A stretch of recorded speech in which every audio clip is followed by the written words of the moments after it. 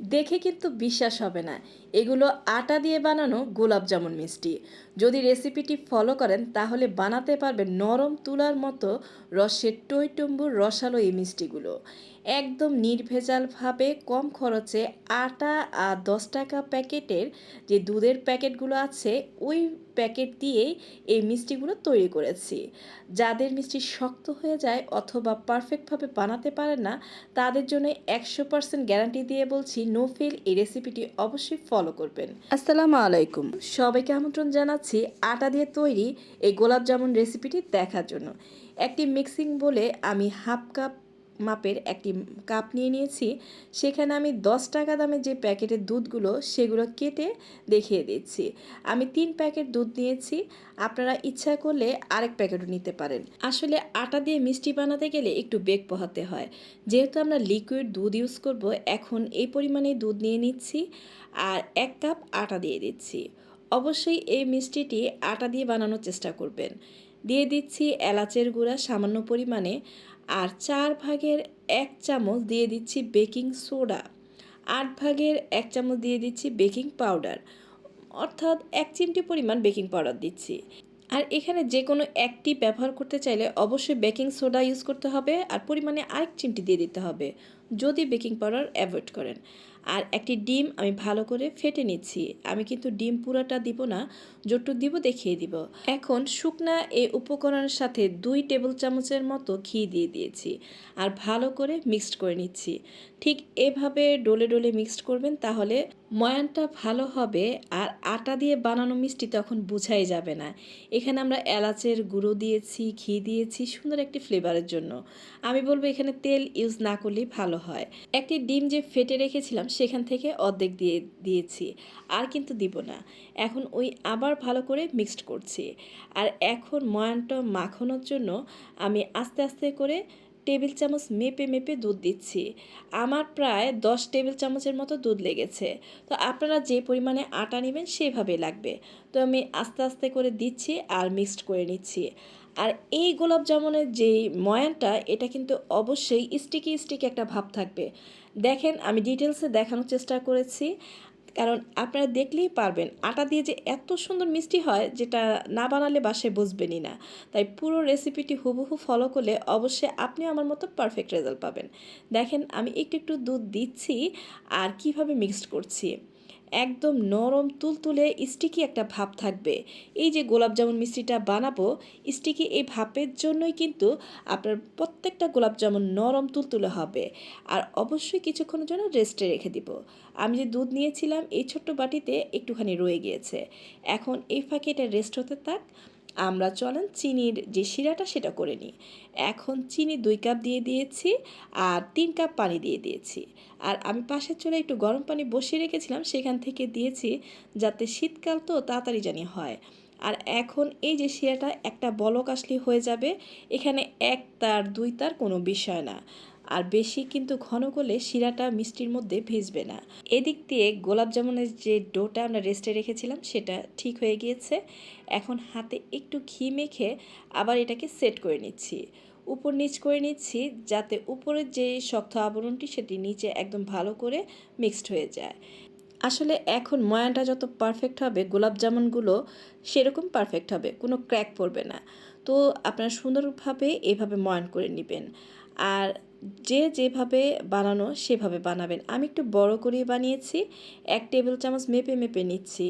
দু একটা একটু 19-20 হয়, ছোটো বড়ো হয়ে যায়, সেটা হলো আলাদা জিনিস। আর আমার কাছে যেহেতু মাপের যন্ত্র নাই, তাহলে মাপ দিয়ে বানানো যেত, তাই আমার কোনোটা একটু 19-20 ছোটো বড়ো হয়েছে। তো আমি এভাবে আস্তে আস্তে করে গোল করে নিচ্ছি। আপনারা ইচ্ছা করলে আর ছোট ছোট বানালে আরও বেশি করে গোলাপ জামুন বানাতে পারবেন।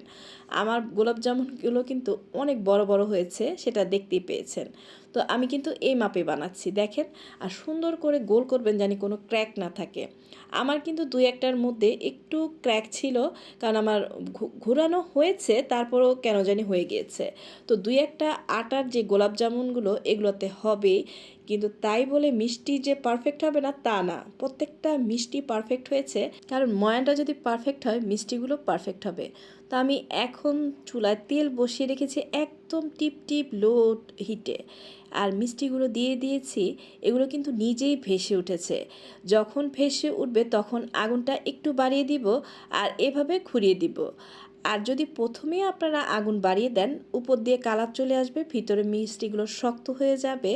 আর ওই যে বলেন না মাঝখান দিয়ে দলা দলা একটা ভাব থাকে, ওই কারণেই। তো প্রথমে আগুনটা লো হিটে রেখে মিষ্টিগুলো যখন ভেসে উঠবে একটু আগুন বাড়িয়ে দিব। আর এভাবে আস্তে আস্তে করে চামচ হোক স্প্যাচুলা হোক এভাবে ঘুরিয়ে দিব, তাহলে মিষ্টির প্রত্যেকটা সাইডে সুন্দর কালার আসবে। আর যদি মিষ্টিগুলো আপনারা নেড়ে চেড়ে না দেন, এক সাইডে কালার আসবে আর এক সাইডে আসবে না। তো আমি যেভাবে নেড়ে দেখাচ্ছি, এভাবে ঘুরিয়ে দিচ্ছি, ঠিক এভাবেই আপনারা নেড়ে নেবেন।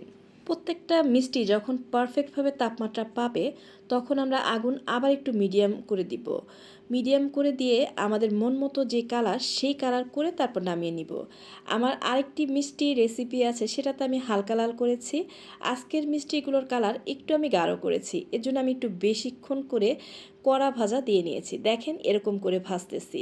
তো আপনারা যে ধরনের কালারে খেতে পছন্দ করেন সেইভাবেই নামিয়ে নেবেন। তাই বলে যদি হালকা সাদা সাদা কালারে নামান তখন কিন্তু ভালো কালার আসবে না।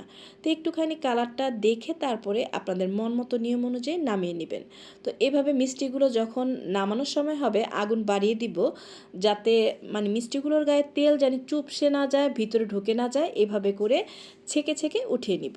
দেখেন মিষ্টিগুলো যখন হালকা ঠান্ডা হয়ে আসবে, তাই বলে একদম ঠান্ডা না, এ দেখেন একটা ফেটেছে, ক্র্যাক হয়েছে, কিন্তু ভিতর পর্যন্ত এটা রস ঢুকবে, আমি একদম শেষ পর্যন্ত দেখিয়ে দিব। এখন ওই যে রসটা ঠান্ডা হয়ে গিয়েছে, এটা চুলায় দিয়ে বলক আনিয়ে নিচ্ছি। আর মিষ্টিগুলো একটু ঠান্ডা হওয়ার পরেই এখানে দিয়ে দিচ্ছি। এখন এভাবে নেড়ে চেড়ে দিব। প্রায় 2 মিনিটের মতো আমি জাল করব। কারো দেখা গেছে 1 মিনিট লাগে, কারো 2 মিনিট লাগে, যার যার চুলার উপর ডিপেন্ড করে। আমার চুলায় 2 মিনিট লেগেছে। ভালো করে এভাবে নেড়ে চেড়ে দিয়ে আমি ঢেকে দিব। তারপর ঢাকনা কিন্তু কোনোভাবেই খুলবেন না যতক্ষণ পর্যন্ত বলক আসে। যখন মিষ্টিগুলো 2 মিনিট হয়ে যাবে বন্ধ করে এভাবে ঢেকে রাখবো। তারপরে ঢেকে রাখার পরে 2 ঘন্টা পরে ফিরে আসবো। আসলে 2 ঘন্টা লাগে না, অনেকে সারা রাত লাগে। আমার প্রায় 1.5 ঘন্টার কাছাকাছিতেই প্রত্যেকটা মিষ্টি ফুলে টইটুম্বুর হয়ে গিয়েছিল। তো আটা দিয়ে যে মিষ্টি বানিয়েছি কেউ বুঝবেই না। এখন চুলা বন্ধ করে রেস্টে রেখে আমি আপনাদের 1.5 ঘন্টা পরে দেখাচ্ছি। দেখেন কি সুন্দর সবগুলো মিষ্টি রসে টইটুম্বুর হয়ে গিয়েছে। শিরা কিভাবে খেয়েছে আর ফুলে ডবল হয়ে গিয়েছে, এক একটা মিষ্টি 3 ডবল হয়েছে। তো এরকম সুন্দর একটি রেসিপি যদি আপনাদের ভালো লেগে থাকে আমাদের পাশে থাকবেন, সুন্দর একটি কমেন্ট করবেন। যদি আপনাদের কোনো উপকারে এসে থাকে অবশ্যই লাইক দিয়ে শেয়ার করবেন। আর প্রত্যেকটা মিষ্টি কত পারফেক্ট হয়েছে দেখেন, আমি পরিবেশন করে দেখাচ্ছি তাহলেই বুঝবেন। এই মিষ্টিটা খেতে যেমন মজা, আর কী জন্য আমরা বাজার থেকে কিনে আনবো, বাসায় যদি এত সুন্দর মিষ্টি তৈরি করতে পারি।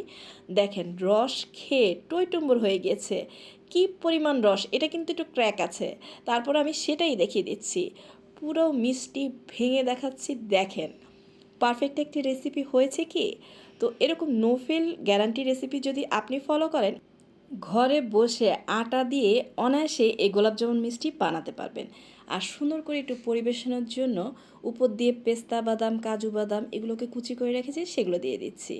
দেখেন মিষ্টির লুকটা যত দেখছি ততই ভালো লাগছে।